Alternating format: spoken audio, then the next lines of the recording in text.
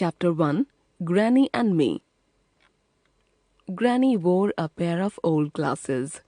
She'd been wearing them for well over 10 years, but her eyes had grown steadily weaker, and the glasses had grown older. There was very little she could see through them. It was felt by Money and his father that it was high time Granny had her eyes tested and got herself new glasses. Money said, "You'll have to go to the eye hospital in Mussoorie."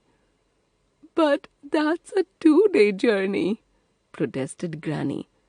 "And my eyes are not too bad, really," she said, looking for excuses. She did not want to be parted from Money. Granny had brought him up since his mother had died when he was only a year old. "Now listen," said Money's father sternly.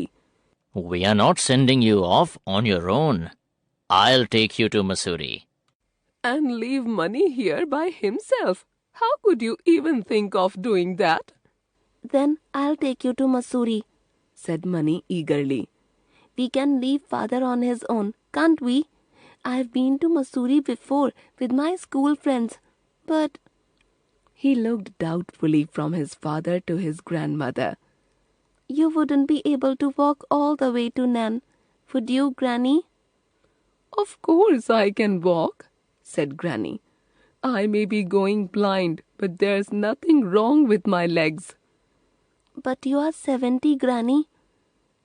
"What has that got to do with it? And besides, it's downhill to Nan." "And uphill coming back." "Uphill's easier," said Granny.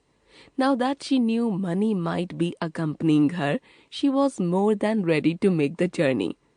Early next morning, Granny and Money set out on the path to Nan. Money carried a small bedding roll on his shoulder. Granny carried a large cloth shopping bag and an umbrella. Money ran ahead. "Can you see all right, Granny?" he called.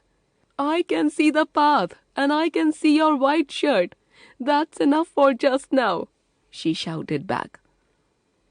Granny and Money walked all the way to Nan and spent the night at Money's uncle's house. Money got up early the next morning. As he dressed, he heard the blare of a bus horn. He scampered up the slope, wondering if they'd missed it. But Granny was waiting for him at the bus stop. The motor road followed the course of the river. Suddenly, the bus came to a grinding halt. People were thrown forward in their seats. Granny's glasses fell.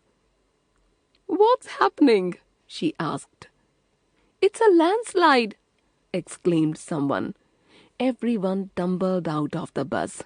They could tell it would take days to clear the road, and most of the passengers decided to return to Nan with the bus. But a few bold spirits agreed to walk the 10 miles to Mussoorie. Money looked at Granny. "Shall we go back?" "What's 10 miles?" said Granny. "We did that yesterday." So they started climbing a narrow path. They could see a few stragglers far below. The rest had retreated to Nan.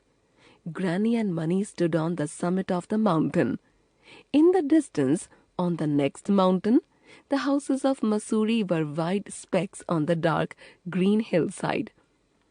Down again they went, and up the next mountain. As they came nearer, the lights increased, until presently they were in a brightly lit bazaar. Granny kept one hand firmly on Money's shoulder, so that she did not lose him. They asked around for the cheapest hotel, but there were no cheap hotels, so they spent the night in a dharmshala. Next morning, at the eye hospital, they joined a long queue of patients.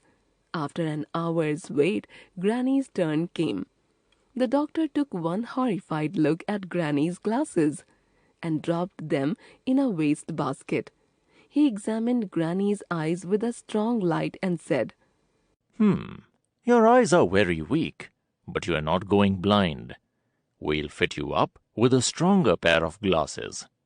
Then he placed her in front of a board covered with letters in English and Hindi and asked Granny if she could make them out. "I can't even see the board," said Granny. The doctor balanced a wire frame on Granny's nose and began trying out different lenses. Suddenly, Granny could see much better. She saw the board and the biggest letters on it. And now turn around and tell me if you can see your grandson, said the doctor.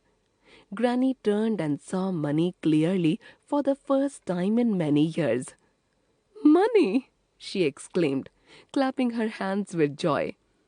"How nice you look! What a fine boy I've brought up! But you do need a haircut and a wash and buttons on your shirt and a new pair of shoes. Come along to the bazaar." "First have your new glasses made," said Money, laughing. "Then we'll go shopping." A day later, they were in a bus again. Granny had a window seat and Money sat beside her. As the bus moved off, Granny looked eagerly out of the window. Each bend in the road opened up new vistas for her, and she could see many things that she hadn't seen for a long time. Distant villages, people working in the fields, milkmen on the road, 2 dogs rushing along beside the bus, monkeys in the trees, and most wonderful of all, a rainbow in the sky. By Ruskin Bond. Protested, disagreed strongly, sternly, in a serious and disapproving way. Scampered, moved quickly with short light steps. Stragglers, persons who are among the last or the slowest in a group to do something. Retreated, here returned. Summit, the highest point of something, especially the top of a mountain. Vistas, pleasant views.